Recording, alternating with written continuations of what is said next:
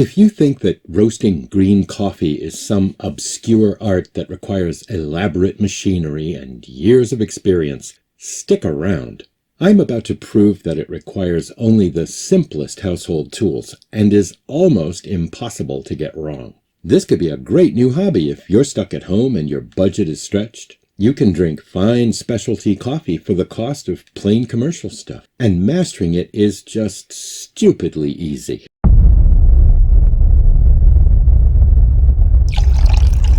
Oh my God. It's like a miracle.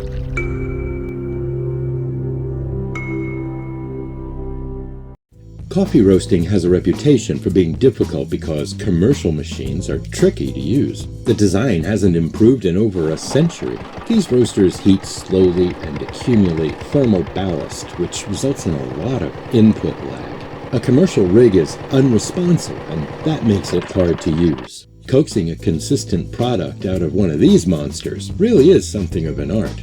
But the actual business of cooking coffee beans? Please! People have been doing it for centuries with nothing more complicated than a hot pan and a spoon. If you look around the internet for help with roasting at home, you'll find two basic methods emphasizing either conduction or convection. Conduction causes scorching, while many convection rigs are impossible to adjust on the fly. I'm going to demonstrate a middle way.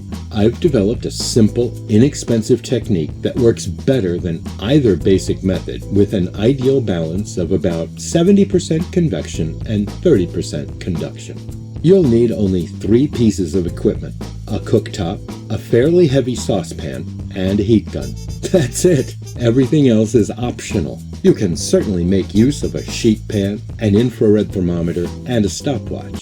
Preheat the saucepan until the inside surface registers between 80 and 90 degrees Celsius, or between 175 and 195 degrees Fahrenheit. You want it to stay at about that temperature. If the pan gets too hot, the beans will scorch.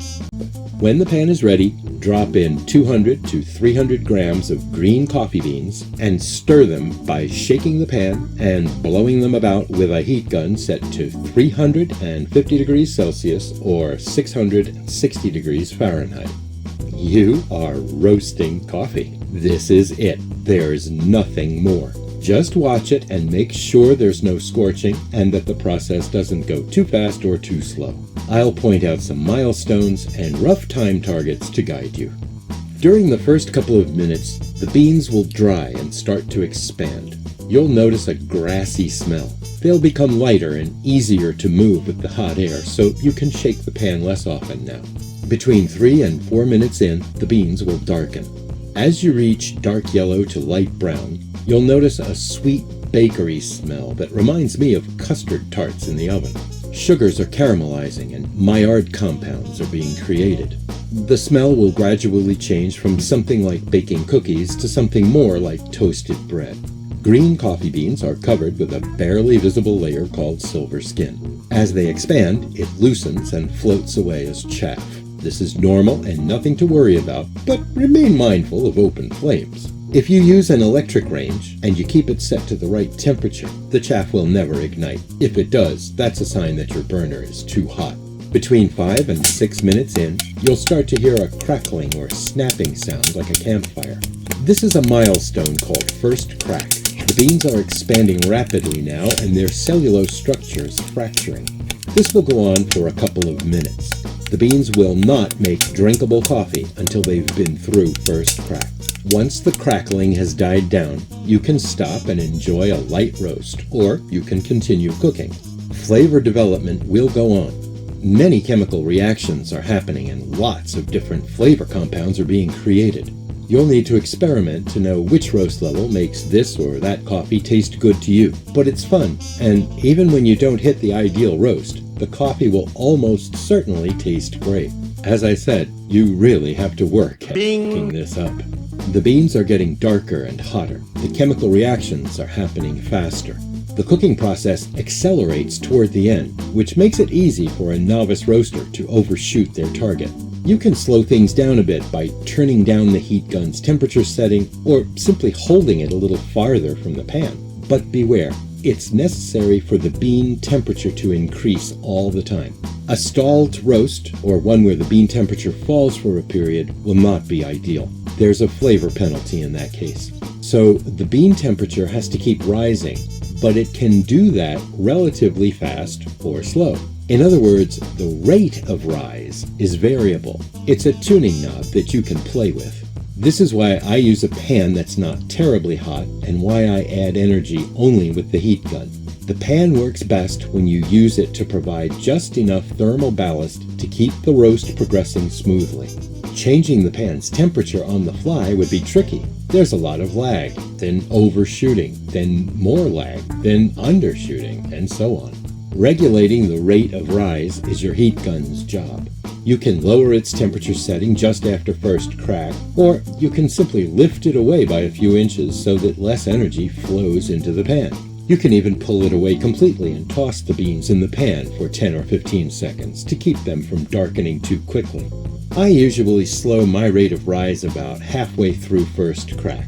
Roasting entirely by hand on the stove with a heat gun allows me to make constant adjustments easily and instinctively. That's why this truly is the best method for home roasting. I find that using a sheet pan and the heat gun's blower by itself cools the beans fast.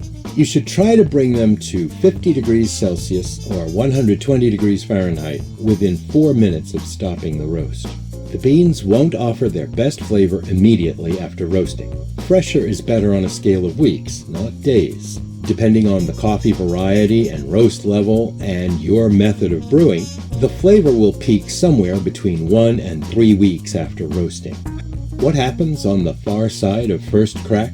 Flavor development will continue until the start of second crack, another milestone which signals the end of drinkable coffee. After second crack starts, the beans will become very dark and oily.